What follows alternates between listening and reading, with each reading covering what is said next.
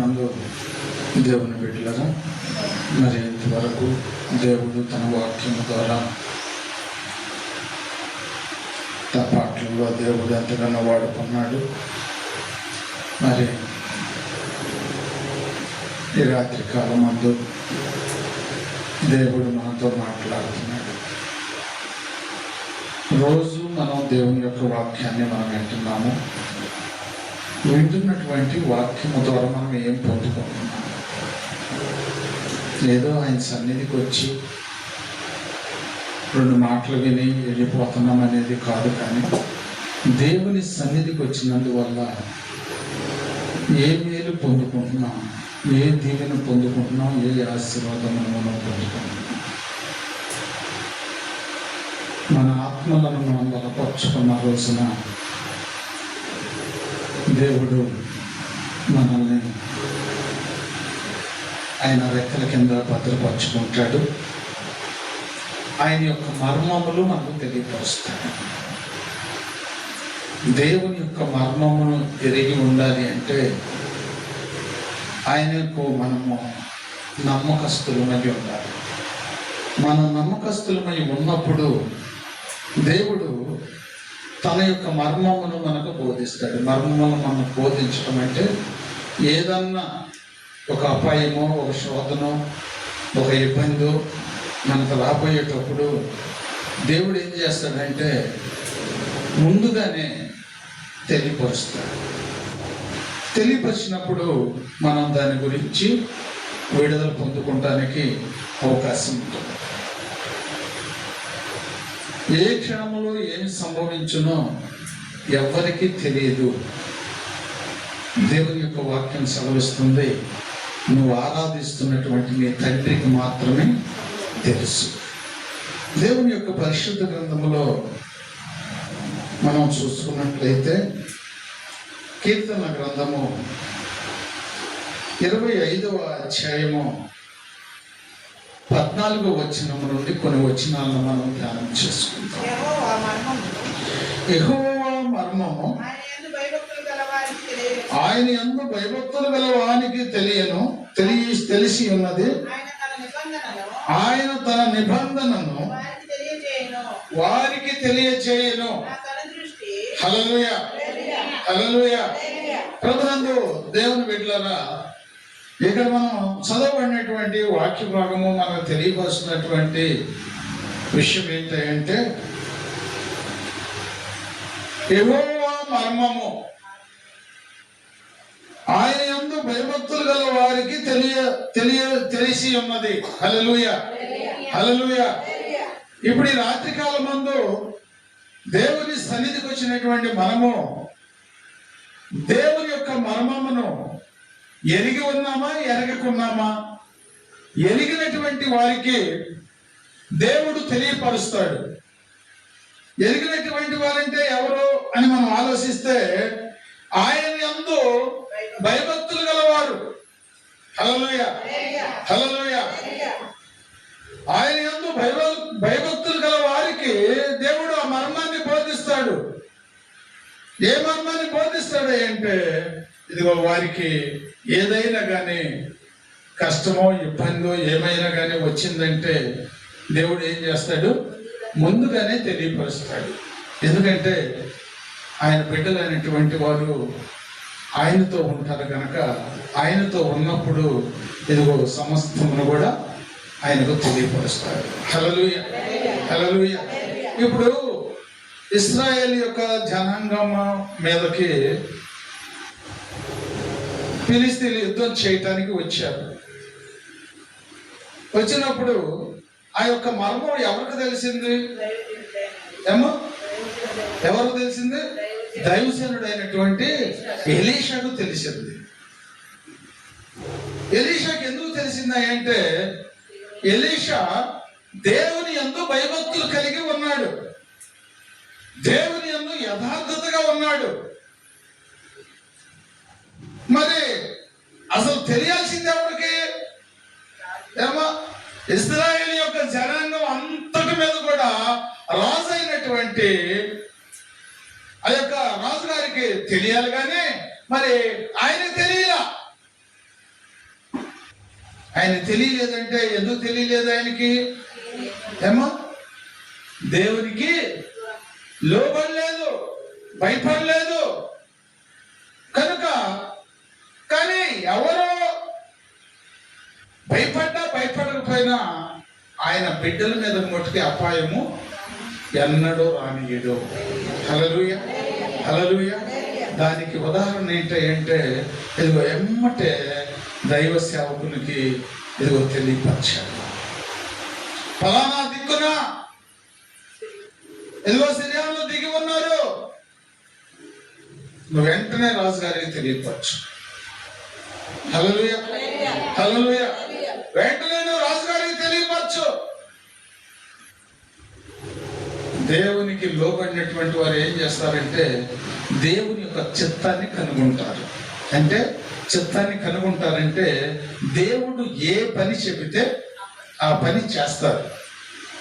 అది సుఖమైన అవ్వచ్చు, కష్టమైన అవ్వచ్చు, అపాయమైన అవ్వచ్చు. ఆయన యందు విశ్వసించినటువంటి వారు ఆయన చెప్పిన పని చేస్తారు. ఇప్పుడు ఎప్పుడైతే దైవ సేవకునికి ఎమ్మటే నువ్వు రాజుగారికి తెలియపరిచాడో వెంటనే రాజుగారికి వర్తమానం పంపాడు. వర్తమానం పంపిన వెంటనే రాజుగారు కూడా ఏం చేశాడు? ఎమ్మటే ఎలర్ట్ అయిపోయాడు. ఎందుకు? ఏమో హల్లెలూయా. దానిలో ఎందుకు చెప్పాడని చెప్పేసి పరిశుద్ధాత్మ చేత ఇదిగో వర్తమానం వెళ్ళింది కనుక ఇదిగో వెంటనే వెళ్ళాడు, చూసుకున్నాడు, ఆ దేశాన్ని కాపాడుకోగలిగాడు. ఆ దేశాన్ని కాపాడుకోగలిగాడు. ఈరోజు దేవుడు కూడా మనకు కూడా అలాగే తెలియపరుస్తున్నాడు. దేవుని నమ్ముకున్నందుకు దేవుని యొక్క బిడ్డలైనటువంటి వారికి ఎటువంటి అపాయం లేకుండా ఇదిగో దేవుడు ఆ దేశాన్నే కాపాడగలిగాడు. అంటే ఏమో మరి నీ ప్రార్థన, నా ప్రార్థన, నీ కుటుంబాన్ని, నా కుటుంబాన్ని కాపాడగలుగుతుందా?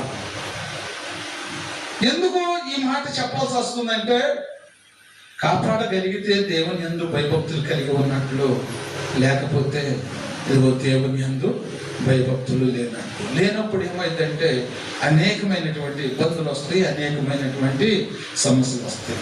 ఇప్పుడు ఆ యొక్క దేశంలో ఆయన దైవజనుడు అంత ప్రార్థన పరుడు కాకపోతే ఆ మర్మం వారికి తెలిసేదా? తెలిసేది కాదు. వెంటనే దేవుడు తెలియపరచడానికి కారణం ఏంటంటే ఆయన బిడ్డల పక్షమున ఎప్పుడూ ఉంటాడు ఆయన. హల్లెలూయా, హల్లెలూయా.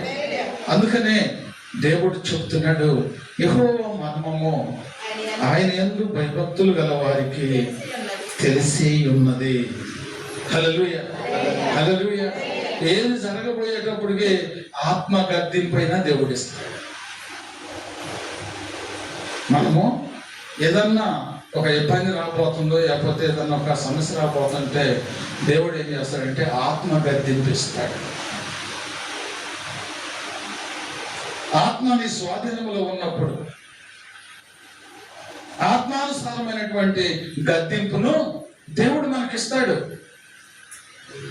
ఇప్పుడు మనం ఆలోచన చేసినట్లయితే ఏలియా ఎంతో ప్రార్థనపరుడు, ఎంతో దేవుని యందు విధేయత కలిగి ఉన్నాడు. కలిగి ఉన్నప్పుడు రాజుగారు ఏం చేస్తున్నాడు? ఏమో దేవునికి వ్యతిరేకమైనటువంటి పనులు చేస్తున్నాడు. అక్కడేమో ఆయన మర్మమును తెలియపరచడానికి ఫలానా చోట దిగారని చెప్పి తెలియపరిచాడు. ఇప్పుడు ఇక్కడికి వచ్చేపాటికే ఏలియా ఆత్మను దేవుడు గద్దించాడు. హల్లెలూయా, హల్లెలూయా. ఎమ్మట గద్దించేటప్పటికి ఏలియా రాజుగారి దగ్గరికి వచ్చి శబ్దం చేశాడు. హల్లెలూయా, హల్లెలూయా. ఈ సంవత్సరము మంచైనను వర్షమైనను పడదు అని చెప్పాడు. హల్లెలూయా. ఎమ్మటే వర్షం ఆగిపోయిందా? ఆగిపోలేదా? కారణం ఏంటి? హల్లెలూయా. మనము ఆయనకు లోబడితే ఆయన ఇదిగో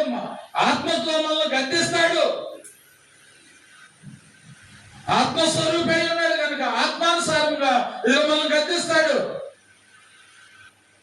మరి అక్కడ కరువు వచ్చింది కదా, వర్షం పడకపోతే కరువు వచ్చేసింది. మరి కరువు వచ్చినప్పుడు మరి ఆ కరువులోనే ఇప్పుడు ఈయన కూడా ఉన్నాడుగా. హల్లెలూయా.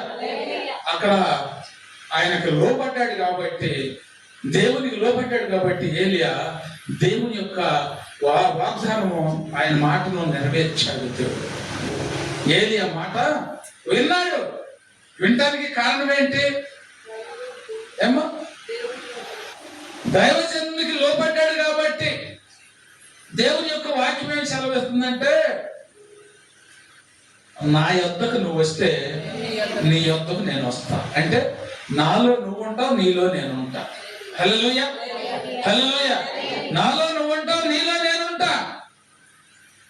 అంటే ఇప్పుడు ఆ ఏలియాలో ఎవరున్నారు? దేవుడే ఉన్నాడు. దేవుడే ఉన్నాడు కాబట్టి ఆయన చెప్పిన మాటలన్నీ కూడా నెరవేర్చుకుంటూ పోయాడు. అలాగే నీ పట్ల కూడా కార్యంలో జరగాలి అంటే అట్టి యథార్థత కలిగి మనము జీవించేటువంటి వారమై ఉండాలి. అట్టి విశ్వాసం కలవారమై ఉండాలి. అసలు దేశం అంతా కూడా ఆకలితో అలమటించిపోతుంది. కరువు వచ్చేసింది. ఆ కరువు సమయంలో కూడా దేవుడు ఏలియాకు తోడుగా ఉన్నాడు. ఏలియాకు తోడుగా ఉండి ఆ కరువు అనేది తెలియకోకుండా ఏలియాను పోషించాడు దేవుడు. అందుకనే దేవుని యొక్క వాక్యం చదివిస్తుంది, సింహపు పిల్లలు లేమి కలవై ఆకలి గుణను యెహోవాను ఆశ్రయించు వారికి ఏ మేలు కొదువై. ఇప్పుడు ఏలియాకు ఏ మేలు కూడా ఎందుకు కొదువై లేదు? యెహోవాను ఆశ్రయించాడు. ఆయన సిద్ధానుసారంగా జీవించాడు.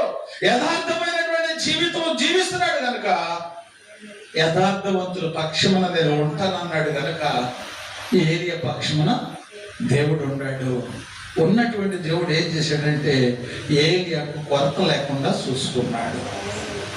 హల్లెలూయా, హల్లెలూయా. ఆ ఏలియాకు కొరత లేకుండా చూసుకున్నాడు. కావాల్సినవన్నీ కూడా ఎప్పుడు ఏం అవసరమో నాకు తెలుసు అన్నాడు కనుక ఆ ఏలియాకు ఎప్పుడు ఆహారం కావాలో, ఎప్పుడు నీళ్లు కావాలో, ఎప్పుడు ఎక్కడ పంపించాలో అన్ని ముందుగానే దేవుడు తెలియపరుస్తూ ఉన్నాడు. ఎప్పుడైతే వర్షం పడదన్నాడు, ఎందుకు ఈ మాటల మీద చెబుతున్నానంటే ఆయన మర్మములు ఎరిగి ఉంటారు. ఆయన యందు భయభక్తులు కలిగినటువంటి వారు ఆయన మర్మములు ఎరిగి ఉంటారు. వారితో ఆయన మాట్లాడతాడు, ముందుగానే తెలియపరుస్తాడు. ఇప్పుడు ఏలియా ఆ మాట అనగానే వర్షం ఆగిపోయింది. ఇదిగో అంతా కూడా కరువు వచ్చేసింది. కరువు వచ్చిన ఏమన్నాడు? వెంటనే ఏలియాకు దేవుడు ప్రత్యక్షమయ్యాడు. ఏలియాతో దేవుడు మాట్లాడుతున్నాడు, ఏలియా నువ్వు వెళ్ళి ఏడా హల్లెలూయా ఆ కేరీదు వాళ్ళ దగ్గరికి వెళ్ళు, ఆ ఏటిని ఆ యొక్క నీరు తాగుతూ ఉండు నువ్వు అన్నాడు. అన్నాక ఏం చేశాడు ఏలియా? దేవుని మాటకి లోపడ్డాడు. వెళ్ళిపోయాడా లేకపోతే తర్వాత వెళ్తాను అన్నాడా? ఎమ్మటే వెళ్ళిపోయాడు. మరి దేవుని యొక్క మాటకు మనము లోపడుతున్నామా? ఏమో దేవుడు స్వయంగా ఏలియాతో చెప్పాడు. ఈరోజు దేవుడు తన వాక్యము ద్వారా ఇదిగో నిన్ను హెచ్చరిస్తున్నాడు. ఆనాడు లోపడ్డాడు, ఈనాడు దేవుడు తన వాక్యం ద్వారా నీతో ఎందుకు మాట్లాడుతున్నాడంటే ఇదిగో ఈ మాటలు నీ జీవితానికి అవసరమై ఉన్నాయి. నిన్ను బ్రతికించే మాటలు. ఏమా ఎంతమంది ఈ వాక్యాన్ని మీ హృదయంలో భద్రపరుచుకుంటున్నారు?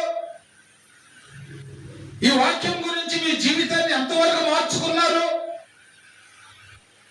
ఇది చేయొచ్చు, ఇది చేయకూడదని ఎంతమంది ఆలోచన చేస్తున్నారు? మరి దేవుని యొక్క మర్మము ఎరిగినటువంటి వారికి ఆయన తెలియపరుస్తానంటున్నాడు. ఇప్పుడు ఏలియాకు తెలియపరిచాడు. ఏలియా ఆ యొక్క వాగు దగ్గరికి వెళ్ళు, నువ్వు అక్కడ ఉండు, నీ కాకోలం చేత నేను ఆహారం పంపిస్తానన్నాడు. హల్లెలూయా. దేవుడు ఆ కరువు ఎందుకు తెప్పించాడంటే దేవునికి వ్యతిరేకమైనవి చేయబట్టి, దేవునికి వ్యతిరేకమైనవి చేయబట్టి ఇదిగో ఆ కరువు తీసుకొచ్చాడు. హల్లెలూయా. ఆ కరువు తీసుకొచ్చేటప్పటికి ఇదిగో వారు ఏం చేయాలో అర్థం కావట్లేదు. కానీ దేవునికి లోబడి దేవుని యందు భయభక్తులు కలిగినటువంటి ఏమో వాళ్ళు లోబడలేదు కాబట్టి వారి కరువు వచ్చింది. ఏలియా లోబడ్డాడు కాబట్టి ఏలియాకు కరువు రాలేదు, కొరత రాలేదు, సమృద్ధిని దేవుడు ఇచ్చాడు. ఇప్పుడు దేవుడు ఏలియాకు సమృద్ధిని ఇవ్వటానికి కారణం ఏంటి? దేవుని మార్గంలో నడుస్తున్నాడు, దేవునికి లోబడ్డాడు, ఆయన చిత్తానుసారముగా జీవిస్తున్నాడు కనుక కరువు కాలంలో కూడా కొరత లేకుండా చూపించాడు. అంటే ఏలియా ఎంత యథార్థతగా ఉన్నాడు.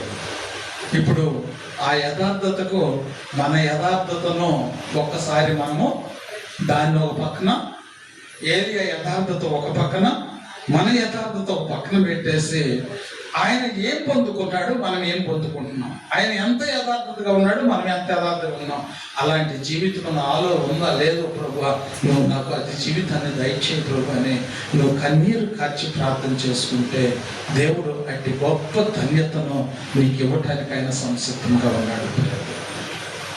ఈ రాత్రి కాలం ముందు హెచ్చరిస్తున్నాడు. దేవుని యొక్క మర్మములు ముందుగానే తెలియపరుస్తాడు. ఇప్పుడు ఏలియా ఏం చేశాడు? ఏమా ఆ యొక్క వాగు దగ్గర కూర్చొని, ఆ కేరేతు వాగు దగ్గర కూర్చొని ఆ నీరు తాగుతూ ఉన్నాడు. కాకోలో తెచ్చి ఆహారం పెడుతున్నాయి, ఆహారం తింటూ ఉన్నాడు. చాలా పక్షులు ఉన్నాయి, చాలా జీవరాశులు ఉన్నాయి.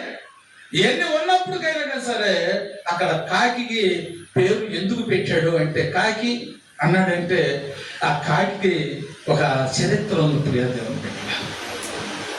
ఆ కాకి ఒక చరిత్ర ఉన్నది. హల్లెలూయా, హల్లెలూయా. ఇప్పుడైతే కాకులు కనపడతలేదులే కానీ ఎక్కువగా అప్పుడైతే అసలు ఏడ చూసినా కానీ అయ్యే అసలు ఏ పిల్లడి దగ్గర ఉన్నా కానీ సరే చేతులు అది వచ్చి సోతుంది, అటు ఇటు చూసింది, ఆ నోటి కాడ పెట్టుకోబోయేటప్పటికే వచ్చి తన్నేసింది, ఆ కాళ్ళతో అది లాక్కొని వెళ్ళిపోయి అది ఏదో చెట్టు మీద పెట్టుకొని కూర్చొని తింటా ఉంటుంది. అంటే ఈ కాకి స్వభావం ఎలాంటిదంటే, ఎదటి వారి కడుపు ఏమైపోతే నాకెందుకు, నా కడుపు నిండితే చాలు. ఈ కాకి స్వభావం కలిగినటువంటి మానవులు కూడా చాలా మంది ఉన్నారు. దేవుని యొక్క వాక్యము వీళ్ళు ఎంత చెప్పినా కానీ వినరు. ఆ స్వభావం ఉన్నటువంటి వారు దేవుని యొక్క మాటలు వినరు. ఆ మనసంతా కూడా దేవునికి వ్యతిరేకమైంది. కానీ అలాంటి వ్యతిరేకమైనటువంటి తలంపు కలిగినటువంటి కాకి దేవునికి లోబడింది. దేవునికి లోబడింది. దేవుడు చెప్పాడు, నువ్వు వెళ్ళి ఒక మాంసం ముక్కను ఒక రొట్టె తీసుకొచ్చి నా బిడ్డకు నువ్వు ఆహారంగా ఇవ్వాలి అని చెప్పంటే లోబడింది, వెళ్ళిపోయింది. తన కడుపు నింపుకునేది ఎదట వారి కడుపు నింపేటువంటి స్థితికి వచ్చింది. ప్రియదేవుని బిడ్డలారా, కారణం ఏంటో తెలుసా? ఏమా చాలా జాగ్రత్తగా దేవుని యొక్క వాక్యాన్ని ఆలకించాలి. కారణం ఏంటో తెలుసా? తన ఆకలి తను చూసుకోలేదు. అక్కడ తన ఆకలి గురించి ఏమన్నా రాయబడి ఉందా? ఏమో రాయబడలేదు. ఏలియా ఆకలి తీర్చిందనే అక్కడ మనం వింటున్నాం. కానీ ఏలియా ఆకలి తీర్చిందని చెప్పి తెచ్చిపెట్టింది అనేది మనం ఆలోచిస్తున్నాం కదా. ఆ కాకి సంగతి ఏంటి? మరి ఆ కాకి ఆకలి సంగతి ఏంటి? ఏమో దేవునికి లోబడింది కాబట్టి దేవునికి లోబడినటువంటి వాళ్ళు ఏం చేస్తారంటే తన గురించి తను ఆలోచించరు, కానీ ఎదటి వారి మేలు గురించి అర్థమవుతుందమ్మా. ఎదటి వారి మేలు గురించి ఆలోచిస్తారు. అప్పుడు వరకు ఈ కాకి ఆలయాల దగ్గర ఆకుకొనిపోయి కడుపు నింపుకున్నటువంటి కాకి ఎప్పుడైతే దేవుని యొక్క మాటకు లోబడిందో, దేవుని మాటకు లోబడిన వెంటనే ఇదిగో ఎదుటి వారికి సహాయం చేయటం ప్రారంభించింది. క్రైస్తవుడు అయినటువంటి నీవు, దేవుని ఎలిగినటువంటి నీవు, దేవుని సన్నిధికి వస్తున్నటువంటి నీవు, రక్షణ పొందినటువంటి నీవు, దేవుని పట్ల యథార్థతగా జీవిస్తున్నటువంటి నీవు ఎవరికన్నా సహాయం చేస్తున్నావా? ఎవరికన్నా మేలు చేస్తున్నావా? ఎవరితోనన్నా సంప్రదాయంగా మాట్లాడుతున్నావా? జీవితం మార్చుకున్నావా? కాకి మార్చుకుందామా? కాకి మార్చుకుందే. కాకి ఆహారం గురించి ఎందుకు దేవుడు ఇక్కడ రాయపడలేదంటే, ఆయనకి లోపడినటువంటి వారికి ఏమి తక్కువ లేకుండా నేను చూసుకుంటాను అన్నాడు యేసయ్య. అలాగే కాకేవారము దేవుడు చూసుకున్నాడు. ఆ కాకేమో తన దాసుని యొక్క ఆహారం తెచ్చిపెట్టింది. హల్లెలూయా. లోబడినప్పుడు చూసారు ఎంత మార్పు వచ్చేసిందో కాకిలో. ఏమో ఎందుకంటే కాకి స్వభావం తెలియనటువంటి మానవుడు లేడు. అందరికీ తెలుసు కాకి గురించి, అందరికీ తెలుసు. కానీ అది తింటమే తెలుసు, కానీ ఎదుటి వాళ్ళకి పెట్టడము దానికి తెలియదు. దేవుడి వాక్యం ద్వారా ఇదిగో లోబడితే ఇదిగో ఇలాంటి మనసు కలిగి జీవిస్తారు అని ఒక కాకిని మనకు సాదృశ్యంగా ఈ రాత్రి కాలం ముందు దేవుడు చూపిస్తున్నాడు. ఏమా తన కడుపు నింపుకునేటువంటి కాకి తన గురించి ఆలోచించకుండా ఎదటి వారి గురించి ఆలోచిస్తుందంటే దేవునికి లోబడితే అది అలాంటి మనస్సు కలిగి మనం జీవించాలి. అలాంటి స్వభావం మనం కలిగి జీవించాలి. ఎదటి వ్యక్తి ఎవరైనా ఆపదలో ఉన్నాడంటే, ఇబ్బందులు ఉన్నాడంటే క్రైస్తవుడి యొక్క మనసు ఎలా ఉండాలంటే అయ్యో పాపం అనాలి. వస్తుంది ఆ మనసు మనకి? ఏమా క్రైస్తవులు అంటే కొన్ని నిబంధనలు కలిగి ఉండాలి, కొన్ని ఆలోచనలు కలిగి ఉండాలి. ఏదో చర్చికి పోతున్నాను, నా వంతు అయిపోతుంది, నేను చూసుకుంటున్నాను, నా కుటుంబం గురించి, నీ కుటుంబం గురించే నువ్వు చూసుకుంటానే కాదు దేవుడు నిన్ను ఆయన సన్నిధిలోకి తీసుకొచ్చింది. ఏమా ఆయన సన్నిధికి నేను తీసుకొచ్చింది ఇదిగో ఎదుటి వారి జీవితం గురించి నువ్వు ఆలోచించి ఎదుటి వారి మేలు కోరి ఇదిగో నువ్వు ప్రార్థన చేస్తే వారి జీవితాలు మారుతాయి, అప్పుడు నీకు మేలు జరిగిద్దని చెప్పి దేవుడు తీసుకొస్తే ఎంతమంది అలా అంత భరోసా కలిగి ఉంటున్నారు? ఏమో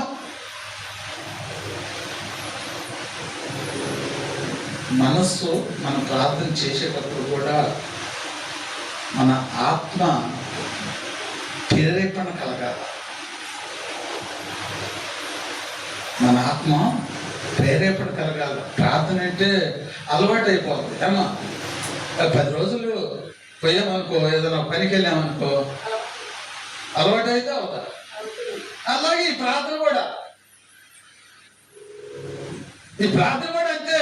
రోజు చేస్తా ఉంటే ఫస్ట్ ఏమో 4 తిరగదు, ఆ 2వ రోజు వచ్చేటప్పటికే కొద్దిగా వచ్చింది, 4వ రోజు వచ్చేప్పటికే ఏం కొద్దిగా వచ్చింది, 1 నెల 2 నెలలు గడిచేటప్పటికే గంటైనా 2 గంటలైనా చేస్తాం. ఈ 2 గంటల ప్రార్థన ఏమి ఉద్ధరించింది, ఏమి ఉపయోగపడింది, నువ్వేమి అడిగావు ఆ ప్రార్థనలో? ఈ 2 గంటల ప్రార్థనలో నువ్వేమి అడిగావు, అడిగినవి పొందుకున్నావా లేదా? దేవుని వాక్యం ఏం చెబుతుంది? అడుగు ప్రతి వారికి చేస్తానన్నాడు కదా. మరి మనం చేసే ప్రార్థనకు మనకు సహాయం వస్తుందా, రావట్లేదా? అంటే నేను చెప్పేది ఏంటంటే ప్రార్థన చేయటం తప్పని నేను అంటలేదు, కానీ ప్రార్థన చేసేటప్పుడు మన హృదయం తాకాలి. పెదవుల మీద ప్రార్థన ఉంది, హృదయపూర్వకమైనటువంటి ప్రార్థన ఉంది. అయితే ఈ 2 ప్రార్థనలో దేవుడు కోరుకుంటున్నటువంటి ప్రార్థన ఏంటి అంటే హృదయపూర్వకమైనటువంటి ప్రార్థన. హృదయపూర్వకమైనటువంటి ప్రార్థన. ఇక్కడ మనం ఆలోచన చేస్తే దేవుని యొక్క చిత్తమును కనుక్కుంటే, దేవుని యొక్క ప్రణాళిక ప్రకారం మనం జీవిస్తే, ఇదిగో దేవుడు ఏ ప్రార్థన ఆలకిస్తాడంటే హృదయపూర్వకమైనటువంటి ప్రార్థన. ఇద్దరు వ్యక్తులు ప్రార్థన చేయడానికి వెళ్ళారు. ఒక వ్యక్తి ప్రార్థన చేశాడు,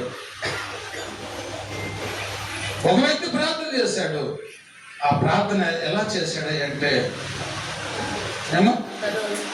ఆ ప్రార్థన ఎలా చేశాడంటే ఆయన హెచ్చింపు అనేది కాదు, హెచ్చింపు ప్రార్థన అనేది కాదు. ఆయన చేసేవన్నీ కూడా పెదవుల మీద ప్రార్థన చేశాడు. అంటే ఇవన్నీ కూడా అలవాటు అయిపోయి ఉండే కదా, అలవాటు అయి ఉండేపాటికే ఏమంటున్నాడు, ఇదిగో ప్రభా నేను ఇదిగో వారానికి 2 సార్లు ఉపవాసం ఉంటున్నాను, ఇదిగో నాకు రావాల్సి వచ్చినటువంటి దానిలో ఇదిగో నేను తీసిస్తున్నాను. ఇక ఏదో వడంబాడికి వదిలేస్తున్నాడు, ఇక మాటలు వదిలేస్తున్నాడు. ఇదిగో ప్రార్థన చేస్తున్నాను అందుకుంటున్నాడు, కానీ హృదయం తాకట్లా ప్రార్థన. హృదయాన్ని తాకిన ప్రార్థన ఎలాగుంటుంది అంటే, అందుకని అక్కడ 2 ప్రార్థనల్ని దేవుడు మన ముందు ఉంచాడు. హృదయాన్ని తాకినటువంటి ప్రార్థన ఎట్లుంటుందంటే, ఇదిగో ఇతను తర్వాత చేసినటువంటి ప్రార్థన అంటున్నాడు, కనులెత్తుటకైనను ధైర్యము చాలక అమ్మా రొమ్ము కొట్టుకొనొచ్చు. అంటే అమ్మా అర్థం చేసుకోవాల్సిన విషయం ఏంటంటే, రొమ్ము కొట్టుకుంటూ అంటే పశ్చాత్తాపముతో. అమ్మా అలాంటి ప్రార్థన ఆయన దగ్గర వచ్చిందా? సీనియర్ దగ్గర కొట్టుకుంటున్నాడంటే ఎందుకు కొట్టుకుంటున్నాడు? తన పాపము గుర్తుకొచ్చేసి హృదయంలో, ప్రభువా నేను ఎంత బాధ దాగి ఉందా, ఎంత పాపము దాగి ఉన్నదా, ఎంత నీకు వ్యతిరేకమైనటువంటి జీవితాన్ని నేను జీవించానా, అయ్యో నిన్ను చూసే కళ్ళు నాకు లేదు ప్రభువా, నిన్ను చూసే కళ్ళు నాకు లేదు ప్రభువా, నిన్ను చూడాలంటే నా యొక్క పాపములను క్షమించు. హల్లెలూయా. హృదయములో నుంచి వస్తుంది, హృదయము తాగుతున్నాడు. ఆ తాగుదల కలిగినటువంటి ప్రార్థన ఏం చేసిందంటే వెంటనే కన్నీడు బల బల బల బల కారిపోతున్నాయి, బల బల కారిపోతున్నాయి. కారిపోతుండగానే దేవుడు అంటున్నాడు, ఈ ప్రార్థన నేను ఆలకించాను. వెంటనే జవాబు వచ్చింది, ఎమ్మట ప్రతిఫలం వచ్చింది. దేవుడు ఆలకించే ప్రార్థనకు వెంటనే ప్రతిఫలం వచ్చింది. ఏలియా ప్రార్థనకు ప్రతిఫలం ఇచ్చాడు, సుంకరి ప్రార్థనకు దేవుడు ఇచ్చాడు. అక్కడ ఎలీషా ప్రార్థనకు ప్రతిఫలం ఇచ్చాడు. ఈరోజు దేవుడు అడుగుతున్నాడు, నీ ప్రార్థనకు ప్రతిఫలం వస్తుందా? దేవుడు నీ ప్రార్థన ఆలకిస్తున్నాడా? ఆయన యందు భయభక్తులు కలిగి నువ్వు జీవిస్తున్నావా? అసలు నీ జీవితంలో యేసయ్యకు చోటు ఉందా? యేసయ్యకు చోటు ఉంటే ఏదైనా యేసయ్యకు వ్యతిరేకమైనటువంటి ఆలోచన వచ్చినా, తలంపు వచ్చినా ఆత్మ ముందు బాధపడిపోతుంది, ఆత్మ ముందు బాధపడిపోతుంది. దేవుని సన్నిధిలో ఒక వాగ్దానం చేశావంటే ఆ వాగ్దానాన్ని ఎట్టి పరిస్థితిలో నువ్వు నెరవేర్చాలి. ఒకవేళ నీ దగ్గర స్తోమత లేదని నువ్వు అనుకుంటున్నావేమో, ఆ వాగ్దానం గురించి నీ హృదయంలో భారం అనేది కలిగితే దేవుడు తప్పకుండా నీకు సహాయం చేస్తాడు. ఏదో లేదులే నా దగ్గర లేదులే, చాలా మంది ఏమంటారు, వీళ్ళు ప్రార్థన పెట్టలేకపోతే యేసయ్య చూస్తున్నాడుగా, నా దగ్గర ఉందే లేని చూస్తున్నాడుగా, ఉందే లేని చూస్తున్నాడు, అసలు నీ హృదయంలో ఎంత భారం ఉందో కూడా చూస్తున్నాడు, బాధ్యత ఎంత ఉందో కూడా చూస్తున్నాడు. అలా తప్పగా మానవుడి దగ్గర వాగ్దానం చేసినట్టు దేవుని దగ్గర వాగ్దానం చేసి తప్పుకోకపోతే ఊరుకుంటాడు అనుకుంటున్నాడు ఏంటి ఆయన? ఆయన అంటున్నాడు, అడుగు నీకు ఇస్తాను, నేను నువ్వు వాగ్దానం చేసావు, 4 రోజుల ముందే సిద్ధపడు ప్రభా, ఇదిగో నేను నీ సన్నిధిలో వాగ్దానం చేశాను ప్రభా, మార్చు. ఎవరిని మారుస్తావు? నా దగ్గర లేవు, తీసుకురా. మన సహవాస నాయకుడు ప్రార్థన చేస్తే తీసుకురాలేదా? ఆయన తీసుకొచ్చిన నీకెందుకు తీసుకురాడు? అంటే భారం లేదు, బాధ్యత లేదు. ఇవాళ కాకపోతే రేపు పెడతాం, రేపు కాకపోతే ఎల్లుండి పెడతాం. ఏదో నీ ఇష్టం వచ్చినట్టు పెట్టుకునే కాడికి ఇంకా పలానా రోజు నీవు అని చెప్పడం ఎందుకు? ఎందుకమ్మా? ఎప్పుడొకప్పుడు పెట్టేదానికి పలానా తారీఖు అని నీవు ముద్రించుకుంటావు ఎందుకు?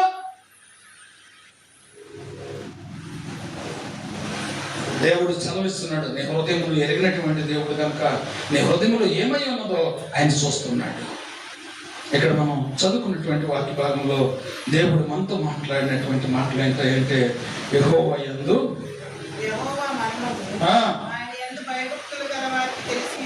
ఆయన యందు భయభక్తులు గల వారికి తెలిసి ఉన్నది, ఆయన తన నిబంధనను. హల్లెలూయా. ఇప్పుడు వరకు మనం మాట్లాడుకున్నటువంటి మాటలన్నీ కూడా ఇదిగో దేవుడు వారికి తెలియపరుచుకుంటూ వచ్చాడు, వారి పట్ల కార్యములను జరిగించుకుంటూ వచ్చాడు. హల్లెలూయా. అది నిజమైనటువంటి క్రైస్తత్వం అంటే, దేవునితో కలిసి జీవించడం అంటే అది. ఏదో ఖాళీ దొరికినప్పుడు చర్చికి రావటం, ఏమో పలాంటయానికంటే ఆ టైం తప్పించొస్తే. హల్లెలూయా. దేవుని యొక్క చిత్తంలో ఉండవు, నువ్వు దేవుని యొక్క ప్రణాళికలో ఉండవు. ఎందుకంత నిర్లక్ష్యం ఎందుకు? సరే, దేవుని చిత్తాన్ని ఏదో వెనకేసావంటే సరే తీసేయాలి, ఏమో తీసేయాల్సిన విషయమే కాదు. అదే బయటికి వెళ్ళాలంటే ముందుగానే సిద్ధపడతామా, లేకపోతే కాసేపు ఆగి వెళ్దాం అనుకుంటావా? ఏమో ఆత్మగురు ఉందా పోసేసాడు, తెనాలి పోవాలి, ఏమో తెనాలి పోవాలి, ఆత్మగురు మీద పోసేసాడు. టైం ఏంటి మనకి? 10 గంటలకు పోసి వచ్చింది, 11ంటికి వెళ్తే ప్రయాణం సాగిద్దా, ఆగిపోద్దా? దేవునిలో ప్రయాణం కూడా అట్లాగే ఆగిపోతుంది, సమయం దాచుకుంటుంది. అటు ఎట్ట దొరకదో బస్సు, ఇటు కూడా అంతే దొరకదు. ఈ నిర్లక్ష్యం అనేది మానవుడికి ఎందుకు వస్తున్నాయంటే, దేవుని యందు భయభక్తులు లేకపోవడం. హల్లెలూయా. హల్లెలూయా. దేవుని యొక్క చిత్తమును కనుగొన్నటువంటి వారు దేవుని సన్నిధికి క్రమంగా వస్తారు. క్రమంగా వచ్చినటువంటి వారు ఏం చేస్తారంటే, వాక్యాన్ని కూడా క్రమంగా వింటారు. క్రమంగా విన్నటువంటి వారు ఏం చేస్తారంటే, దాన్ని పాటిస్తారు. వారి జీవితాలను సరిచేసుకుంటానికి దేవుడు చక్కటి అవకాశాన్ని దేవుడు వారికి అనుగ్రహిస్తాడు. దేవుని యొక్క పరిశుద్ధ గ్రంథంలో ఇప్పుడు మనం ఏమనుకున్నాం, ఆయన యందు భయభక్తులు కలిగినటువంటి వారు. ఇప్పుడు ఆయన యందు నమ్మకమైనటువంటి వారి గురించి కూడా 2 మాటలు చూసుకొని మనం ప్రార్థన చేసుకుంటాం. కీర్తన గ్రంథము 28వ కీర్తన 7వ వచనం. యెహోవా నా ఆశ్రయము, నా కేడము, నా హృదయము, నా హృదయము ఆయన యందు నమ్మిక ఉంచెను గనుక. హల్లెలూయా. హల్లెలూయా.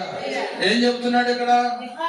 యెహోవా నా ఆశ్రయము, నా కేడము, నా హృదయము ఆయన యందు నమ్మిక ఉంచెను గనుక. హల్లెలూయా. హల్లెలూయా. యెహోవా యందు నమ్మకం ఉంచినందుకు ఏం జరిగింది? సహాయం కలిగింది. మరి ఇప్పుడు నీకు సహాయం వద్దా? దేవుని యొక్క సహాయం నీకు వద్దా? దేవుని యొక్క సహాయం కావాలంటే నువ్వేం చేయాలి? దేవుని యందు నమ్మిక ఉంచాలి. నమ్మకం ఉంచడం అంటే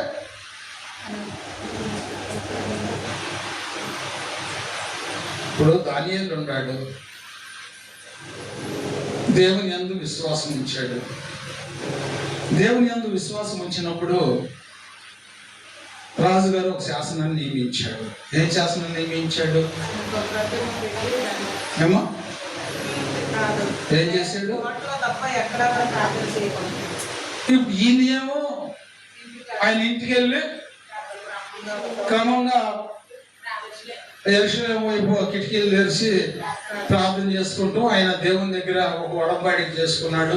ఇక ఒడంబాడికి చేసుకున్నాడు అంటే రోజుకి అదే పని చేస్తున్నాడు అంటే ఇక అదే. నేను మనం ఆలోచించాల్సిన విషయం ఏంటంటే ఆ యొక్క పన్నాగాన్ని అపవాదిగాడు తప్పించాలని, ఎందుకంటే దేవుళ్ళు బలపడిపోతున్నాడు కదా. దేవుళ్ళు బలపడిపోతుంటే అపవాదిగాడు ఏం చేశాడంటే ఆ స్థలాన్ని తప్పిస్తే ఇక ఆయన ప్రార్థనలో తగ్గిపోతాడు, దేవునికి దూరం అవుతాడని చెప్పేసి అపవాదిగాడు ప్లాన్ వేశాడు. కానీ అపవాదిగాడు ప్లాన్ వేసినా కానీ ఆయన మనస్సు మారలేదమ్మా, ఆయన దృష్టి మారలా.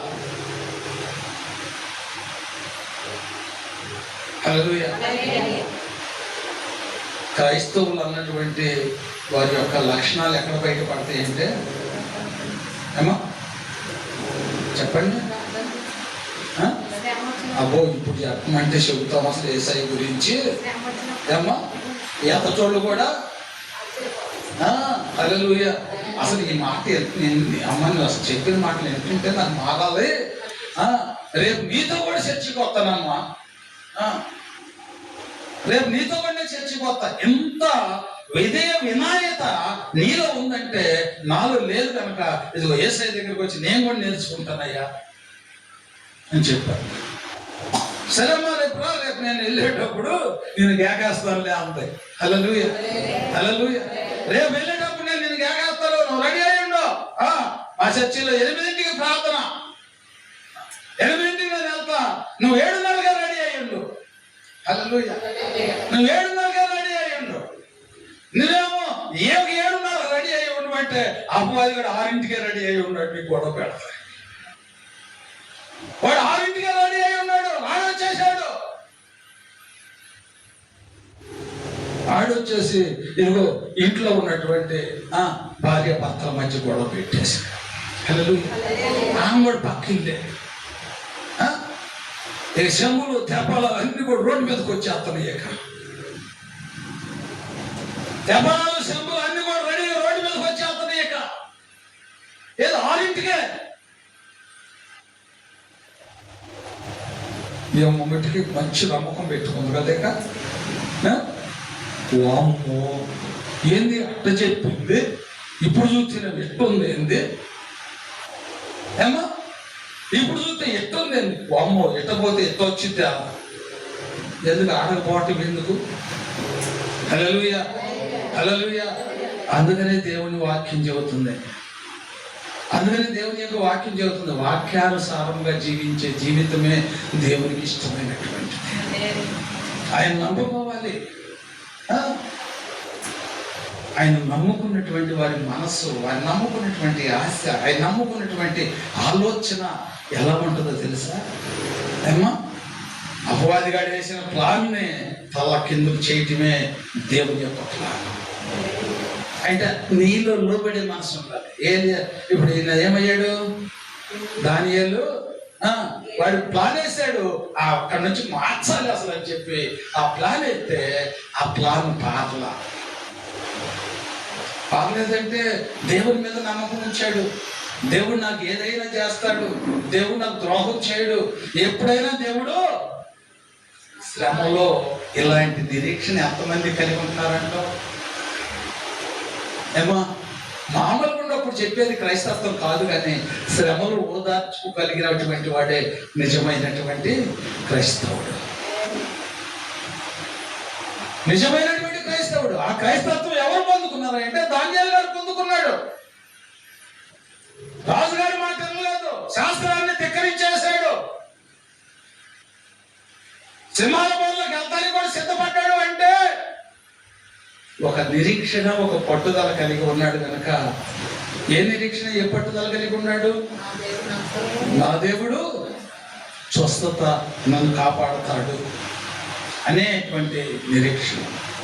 ఏదన్నా స్వాదం వచ్చినప్పుడు, కోపం వచ్చినప్పుడు ఈ నిరీక్షణ మనలో కనపడాలి. అదే క్రైస్తవత్వం. అదే క్రైస్తత్వం. దానియేలు అంటే నిరీక్షణ కలిగి ఉన్నాడు కాబట్టి ఆ నిరీక్షణని దేవుడు ఆధారం చేసుకొని అన్ని విషయాల్లో దానియేలును దేవుడు కాపాడాడు. అన్ని విషయాల్లో దానియేలును దేవుడు కాపాడితే నీ విషయంలో నా విషయంలో ఎందుకు కాపాడలేకపోతున్నాడు దేవుడు? ఏమ్మా, మనలో ఉన్నటువంటి క్రైస్తత్వాన్ని ఎందుకు గ్రహించలేకపోతున్నాం? అన్ని వేళలో అన్ని సమయాల్లో మనం ఒకేలాగా ఉంటున్నామా? లేకపోతే క్రైస్తత్వం కాదు, ఉంటేనే క్రైస్తత్వం. దేవుని యొక్క వాక్యం అమ్మా స్పష్టంగా చెబుతుంది. ఏదో వచ్చి 4 పాటలు పాడి 4 మాటలు విన్నాంలే, వెళ్ళేవలే మనం ఇంటికి వెళ్ళగానే ప్రభా ఇగో పగలంతా కాపాడేవయ్యా, ఈ రాత్రి కాలం మందు కూడా నీ కాపుదల నాకు దయచే ప్రభా ఆమె అని కొనుక్కుంటే నీ ప్రార్థన దేవుడు ఆలకించాడు అనుకుంటున్నావా? కాదు. అదేమో పెదవుల మీద ప్రార్థన, హృదయంలో నుంచి వచ్చే ప్రార్థన దేవుడు ఆలకిస్తాడు.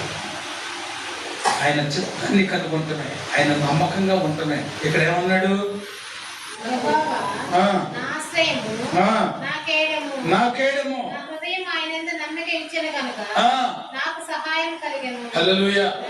ఇప్పుడు దానియేలుకి ఏం కలిగింది? సహాయం కలిగింది. ఏం సహాయం కలిగింది? ఏది ఆకలిగా తీర్చాడా? సింహాల నోళ్ళని మోగించాడు, సింహాల బోధలో నుంచి దేవుడు బయటకు క్షేమంగా తీసుకొచ్చాడు. అంత గొప్ప కార్యం చూశాడు.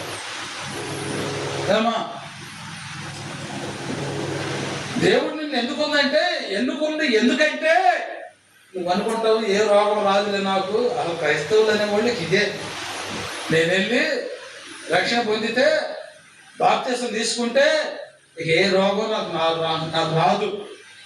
ఏ రోగం వచ్చినా నేను ప్రార్థన చేస్తే పోతే స్వస్థ వచ్చిందా? రోగం కాదు, రాదా? ఆ విశ్వాసం అనేది కావాలి.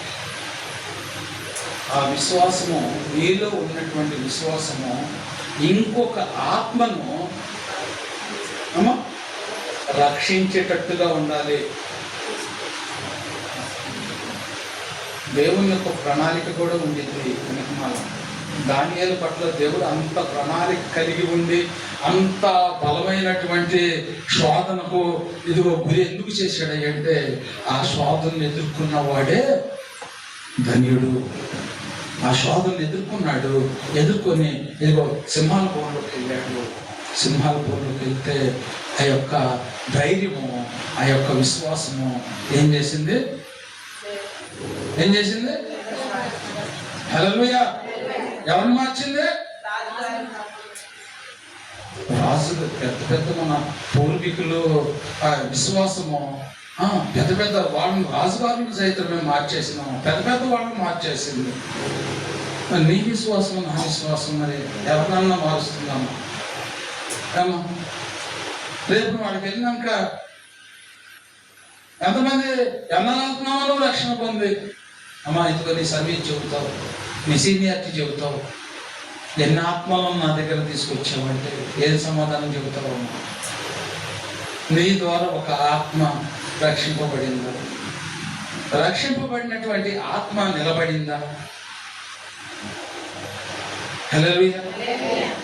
భారం కలిగి ఉండాలమ్మా. క్రైస్తవుడు అంటే భారం కలిగి ఉండాలి, ఒక బాధ్యత కలిగి ఉండాలి. అది క్రైస్తవం. ఈ యొక్క దానియేలు యొక్క విశ్వాసం ఏం చేసిందంటే రాజుని మార్చేసింది. రాజును మార్చటమే కాదు, దేశాన్ని మార్చేసింది. అలాంటి విశ్వాసము కలిగి మనం జీవించాలని దేవుడు కోరుకుంటున్నాడు. ఈ రాత్రి కాలం ముందు దేవుడు తన వాక్యం ద్వారా నీతో నాతో ఎందుకు మాట్లాడేటంటే ఇదిగో ఇలాంటి నిరీక్షణ, ఇలాంటి పట్టుదల, ఇలాంటి విశ్వాసము కలిగి మీరు ఉన్నారా? ఏదో సమయాన్ని వచ్చేవలే పోయేవలే అన్నట్టుగా జరుపుకుంటున్నారా? నేను నువ్వు పూర్తిగా తగ్గించేసుకోవాలి. ఏ విషయంలోనైనా సరే నిన్ను నువ్వు పూర్తిగా తగ్గించుకున్నాడు. అబ్రహాము నేల మట్టం తగ్గించుకున్నాడు, కుమారుణ్ణి పొందుకున్నాడు. అలాగే నువ్వు కూడా నేల మట్టం తగ్గించుకుంటే ఏదో ఒక బహుమానాన్ని దేవుడు నీకు తప్పకుండా దయచేస్తాడు. ఈ రాత్రి కాలం ముందు దేవుడు నీతో నాతో మనందరితో మాట్లాడినటువంటి మాట ఏంటంటే, మొట్టమొదటిగా ఆయన యందు భయభక్తులు కలిగి ఉండాలి. భయభక్తులు కలిగి ఉన్నటువంటి నీవు ఇదిగో నమ్మకముగా ఉండాలి. నమ్మకంగా నమ్ముట నీ వలమైతే నమ్మువానికి సమస్తము సాధ్యపరచటం దేవుని చిత్తమై ఉన్నది. నమ్మకం ఉంచకుండా భయపడకుండా నువ్వు ప్రార్థన చేస్తే ఆయన కార్యములు జరిగించడు. ఎన్నాళ్ళు చేసిన ప్రార్థనకి ఆ కార్యం జరగదు, ఆయన వినడు, ఏమి చేయడు. అందుకనే నమ్మాలి, భయభక్తులు కలిగి ఉండాలి, దేవుని యొక్క కార్యమును చూడాలి. అప్పుడు నీ ఆత్మ ఎలా ఉంటుందో తెలుసా? ఎంతో సంతోషంతో పరవళ్ళతో పోతూ ఉంటుంది. అంటే ధన్యతను దేవుడు మనందరికీ దయచేయను గాక. దేవుడి ప్రతి మాటలను ప్రభు మన వెదికిడిలో దీవించి ఆశీర్వదించి మహింపోతున్న గాక. ప్రార్థన చేసుకుందాం.